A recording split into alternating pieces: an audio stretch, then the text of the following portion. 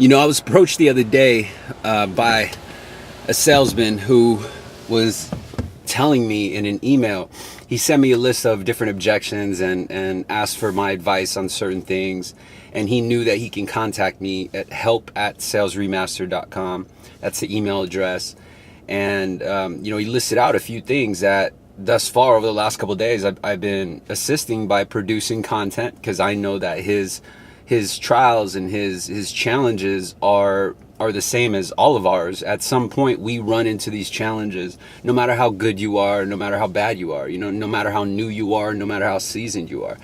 And one of his main challenges that really stood out, and that's the topic of this video, is that he's finding himself in constant fear of not meeting the quota, not meeting the company's requirements, and that ultimately, being in sales, you and I know, it's a Shark Tank, right? So you are only as valuable as what you produced that day.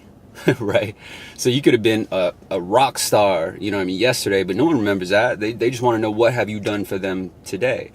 And also, that's an extreme level, but really in all essence, it's that week or that month. And so, I want to share with you, because I too was in that situation. Just like I said, we all reach that situation. And it doesn't even have to be when you're new either. You can have that fear when you're a seasoned veteran. Like, you could be very seasoned on your sales floor and still have that same concern. And so I'm going to give you a hack that will assist you in getting past that. Because once you get past that, you're going to realize that it was all just a mental illusion. All that was just fear. It was yourself putting those illusions. And it's okay. I'm not saying that you're bad or, you did anything wrong. We have to put in these illusions because we have nothing else to reference. There's no actual fact for us to reference, because we're only seeing it being done, right? And so we see our colleagues go into that small room with their sales manager, and then next thing you know, they're coming out with either a pink slip because they got written up, or they're being escorted out the building from HR, and that's just kind of like the last thing. Like, hey man, you hear about Johnny? Nah, what happened to Johnny? He's gone, bro. And then of course the other person, well, who got his headset? Right? Hey, who got his chair? It's weird, right? It's like people just start claiming their items. But anyways, that's besides the point. My goal here is to alleviate you from having that concern, having that fear, because that could really affect your income. It could really damage your confidence and your overall, optimism or optimistical view. Damn, man, I'm stuttering. So I'll have to, wiki search that. I'm not sure if that word exists, but your optimisticity, you get what I'm saying. You just gotta be positive, right? And it's hard to stay positive if all you're doing is worried and you're concerned. And so, because there's two sides of the table on that one, that as a new hire and as a rookie, you can experience that, and again as a veteran you can experience that. So I want to give you both sides of the spectrum. First off, I want to answer my man's email and let him know from his side, which is the newer side, the rookie side, right? And it's only natural that when you're new to any environment, doesn't even need to be sales, right? You could be new to a group of friends, you could be new to a destination, you get the gist. And naturally, because you are unaware, you only have a few options to base your energy, right? To base your mentality and base your attitude in that given moment. And what I'm talking about is you're referencing, your memories, or you're referencing things that you put two and two together, like the experience that you've had. Like maybe you watched a movie about sales and now you think it's like that, right? And because you have no experience, or maybe you had a friend who was in sales, and so you only have so much to reference to. Not only that, but you're also adding on top of it the need to get acquainted, need to get familiar with your surroundings, get familiar with the team, get familiar with the software, the systems in place, the operation support. So you just got a lot of shit you got to juggle, and then on top of that, of course, you got to remain focused at quota. And so my answer and my hack is the same exact method that I use and have been using most of my entire career, and I believe that this is how I was able to secure job promotions very quickly. I was able to catch up to industry veterans who've been doing it for twice, 3 times, 4 times as longer than I have, and I was able to become very successful. By the way, I appreciate your patience. I know it's dark and you're watching this video in the dark, but I invite you to just listen. You know what I mean? Like, let this be the one you put your headphones on and you listen to. You know, the ones I'm coming from the gym, it's still dark outside, so you know I can't put a light on in here. So I appreciate your patience for just staring at a black screen. And if you want to have fun with it, just think about me like I'm that dude that's not unlocked yet in that video game. Right? I'm the secret character. You got to get to a different level. You got to get to another level in order to see me. Like, you got to unlock me. But what's funny is that you know, I did a post about this whole process of learning how to be better and learning how to be the best, and growing in an environment, not necessarily sales, but just adapting to your environment. And it was always, to me, it was always like a game. And I think that's what helped me keep my attitude and my, you know, my enthusiasm, was I treated it as such. I treated it as a video game. And I'm not saying like I'm Mario and shit, I'm throwing fireballs. What I'm talking about is, in a video game, similar to a video game, you know, you have certain levels of that game. And you know, there are certain areas on that level that are more challenging than the others, right? So in the beginning of the level, it's somewhat easy, and then as you get closer to the boss of that level, it starts getting more challenging. And what happens is, if you mess up on that level, you have to start all the way back from the beginning, right? And so that's the way the video game bites you. Well, the same thing happens with sales and adapting to an environment, is because you're not really sure what's coming up, what's ahead. But after repetition and after playing that level so many times, you become familiar with what's to come. You become like, you can already see it. You fly by the challenges that used to stop you when you just started playing the game. And you know what I mean? It's just, and then when you finally get to the boss, that's your time to shine. And what I'm referring to in regards to sales is the actual sales pitch, right? That's your time to shine. So I had a post on that. I'll leave a link below this video in case you like reading written blogs.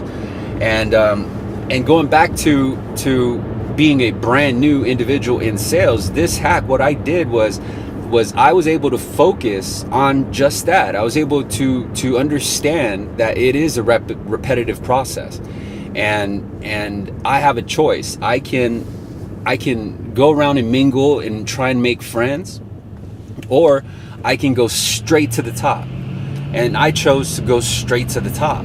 And so you might be asking, well, Daniel, how did you go straight to the top, bro? I'm brand new and I just can't seem to get there. And in short, this is how. Number one is, you go to your sales manager and you figure out, you ask him, you say, on this sales floor or on our team, who are the top 3 people that I need to network with, I need to monitor? You know, you can ask him like, hey, who are the top 3 individuals on this floor that I can shadow or I can follow? You know, say that, and they'll give you 3 names. You know, your manager might be cocky if it's in a job interview, but if it's your first day, he'll let you know. I hope he lets you know. And you know, whether it's on his team or your team or another team, you know, you just need to know these 3 names. And after you find out these 3 names or 4 names or however many, you know, top producers you have in your circle, fuck it, your entire team, your team could be like my team. The entire fucking camp is dominating, right? Like, anyone, like, go ask anyone. They're good. They're all good. And so I'll give 3 names, and those 3 names, as a new hire, you should kind of monitor from afar, you know, watch what they do, find creative ways to put yourself in front of them. And what I mean by that is, most new hires come in and they will number one, they'll try to make friends. So they won't necessarily care about the work ethic of the individuals around them. They'll kind of gravitate to a group that's similar to their energy. And this is why you see complainers hanging out with each other. You see, you know, smokers, they congregate with each other. You see different, you know, groups. It's cliques. It's like fucking high school. It's weird. And then you see the varsity squad, right? Like the producers and shit. And typically they get along with everyone, right? They're the cool kids on campus. And so you got to find a creative way to put yourself in front of them. So what I found are most new hires will go straight up and say, hey, you know, ask a certain question like, hey, how do you sell this product? You know what I mean? It's so specific. And what the challenging thing about that is, the answers in itself is very complex, right? It's like, okay, for example, like, hey, how do I sell a product with borrow paid mortgage insurance?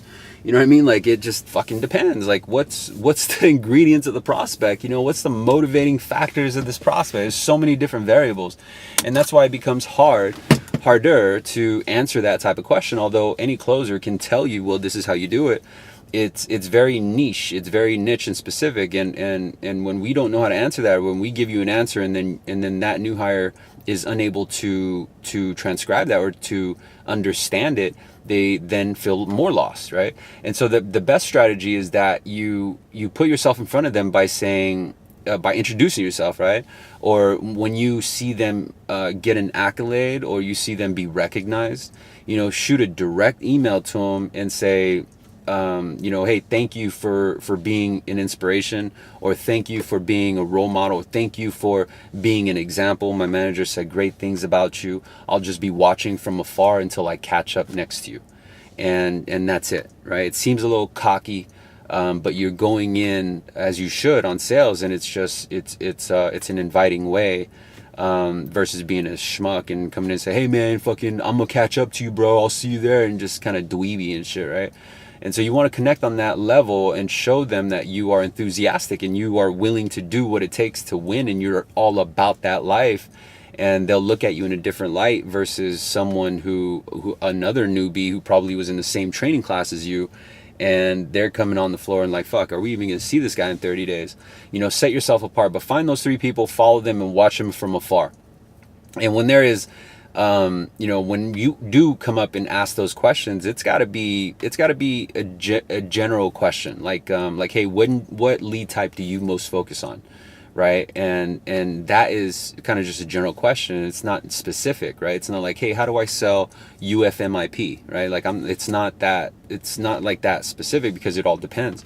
And so where the other hack is, when you do notice these people, you need to be very careful and very selective of who you spend your time with, who you learn information about the floor from, because there are going to be pockets of people who are cancers, who are dramatic, who are just not in the right mindset. And if that's your first experience to be exposed to the floor, right? Like, you're asking them like, hey man, how is it here? And you're talking to an agent who's not in the right mindset. They're going to tell you shit based on their opinion. They're going to tell you shit that's based on their energy. And they could just be having a bad fucking day. But if that gets into your ear, what happens is that you start fucking hallucinating and making it worse than it is. Like, oh man, this dude said that they got bad leads, but that fucking agent could have meant just their last call, like, oh man, I got a bad lead. And then you start putting two together as a new hire, like, oh man, they got bad leads here, fuck dude, I gotta go, right? It's always stress. And I think that answers the question, is like, man, I'm always stressed because I'm not going to meet quota. Number one is find out who on the floor is doing it right, and just focus your time there. Stay away and be selective from letting anyone else take your time, until you get the swing of things. You'll know who's on the floor. You'll know based on the KPI reports, those Excel spreadsheets, the shout outs from managers, the shout outs at your monthly rallies. You'll know who the ones are, so who the good ones are, and who to invest your time with. Anyone else, just keep it to a like a smile and a nod. That's it. Just keep it moving.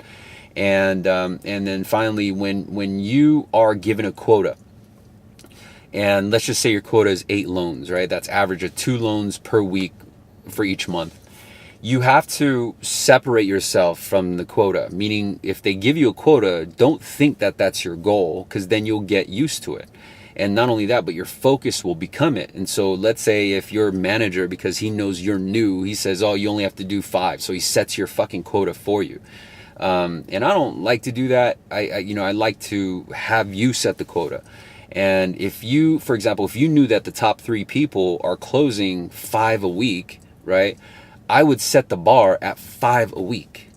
And what I would do is figure out and put myself in under that pressure. And so let's say if I committed for 20, everyone else is aiming for 8. Everyone else is going to be shocked that I aim for 20 as a new person. But if I know that someone else did it or is doing it, best fucking believe I got the mindset that I'm gonna fucking do it too, and I'm gonna do it better, right? And that's just the way you have to design yourself. And so now the thing is, all eyes are on the new guy, right? But you gotta love that. You gotta love under pressure, because when you create that, like, hey man, these people don't think I could do it. Fuck that. I'm gonna fucking do it. It creates that confidence, right? So let them look at you in question, right? Let them do that shit. That creates your fire. But what happens is, and this is how you're going to achieve that fucking goal, is you're going to dissect it down to a daily basis. Not only that, but you are going to fucking do anything and everything you can to ensure that you hit that fucking goal. And so when you set that high goal, break it down to a day. So let's say 20 was your goal. Then you're going to put one a day, one every business day, right? Like, so every single day before you clock out that bitch, you need to find one fucking sale. And that, let's say that ratio is what equals up to your 20. Meet with your sales manager. They'll tell you, how do I yield 20? He might even say 2. So then you need 2 sales. So you need a total of 40 just to hit 20, right? And so, like, you need maybe an elevation and a lock, or maybe 2 locks or 2 elevations, but you just need to average 2 in order to hit your 20. And so he's going to tell you that formula, and whatever you do, put your head down and grind for that minimum daily quota. And what's going to happen is you're going to find yourself just focused. Your work ethic, your energy, your attitude, your enthusiasm is going to shine, and that's what's going to buy you stability. That's what's going to keep you off the radar of someone who will be terminated or someone who will be let go. Because in those manager meetings, what we talk about is keeping the energy as a whole correct. And if you are not putting forth the work, but instead of putting in hard effort, you put in complaints and you put in a bad attitude and you complain and you don't follow simple instructions, then yeah, absolutely, your ass is going to get booted, man. You cannot be shocked for being let go for that. But when it comes down to it, if you didn't hit your quota, let's say if you aim for 20, but you only hit 5, don't feel like you're a failure, right? Like, if you tried and failed, fucking congratulations. Most people never fucking try. And so because you tried, that earns your merit. And not only that, but you put your actions where your mouth was, and for that 20, you did everything you can. And so I guarantee you, going into the next month, you'll be like a fucking black belt. You'll experience, because you would have put yourself in front of hitting that number, and you did the actions to put yourself in front of that number, so much so that you quickly became an expert. And you quickly learn the systems because you put yourself down that path so many times, and you made sure you went through that so many times. And so now the only concern for the new person is, yeah, but Daniel, it's just so much going on, I don't know. Well, then you got to get creative. You got to fucking get creative. If the systems were too hard to understand, learn an alternative. Maybe open it up in email and don't worry about the system. Just type in the notes and then copy the notes and paste it into the CRM. Or you don't know anybody there, fuck it. No one knew anybody there when they first started, but you do know someone, and it's your manager.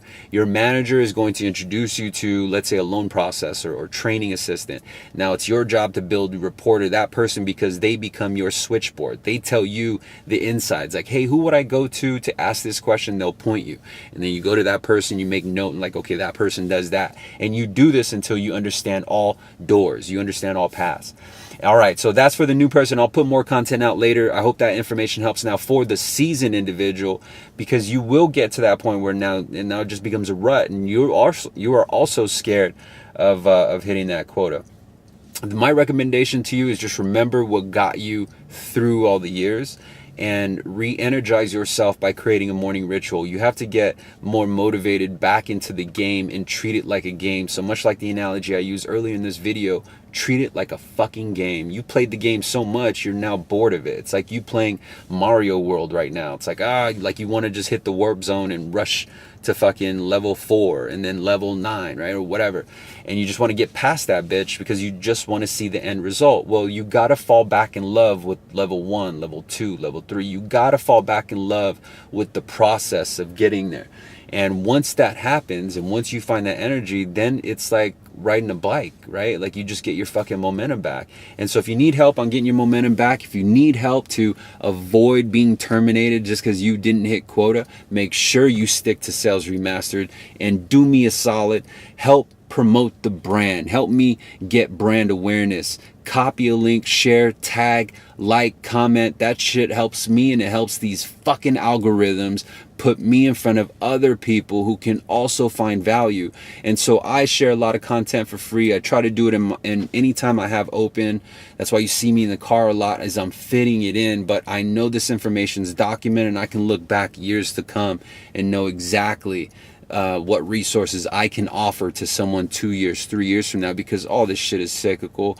All this shit is just one big cycle.